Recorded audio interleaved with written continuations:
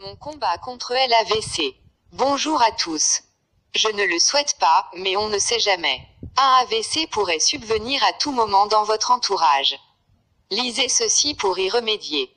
La méthode du pauvre pour soigner un AVC quelle que soit sa forme. Voici comment nous soigner d'un AVC rebelle sans attendre les 3 ou 6 heures fatidiques durant lesquelles sans soin on est bon pour la tombe. Lisez et retenez puis partagez.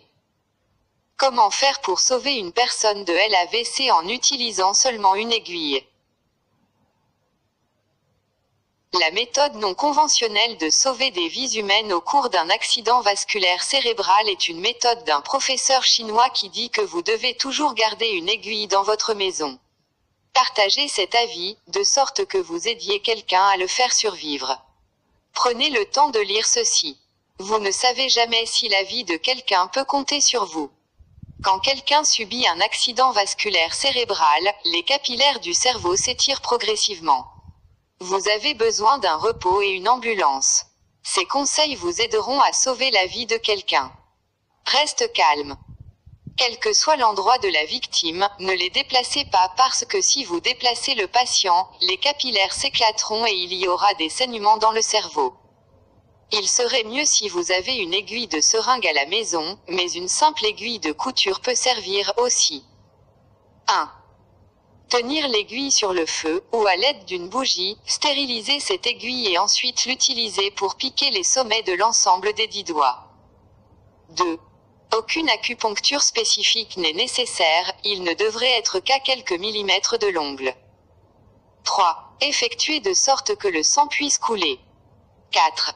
Si le sang ne s'écoule pas goutte à goutte, serrez et commencez à presser le doigt. 5. Lorsque tous les 10 doigts commencent à saigner, attendre quelques minutes, vous verrez que la victime sera de retour à la vie. 6.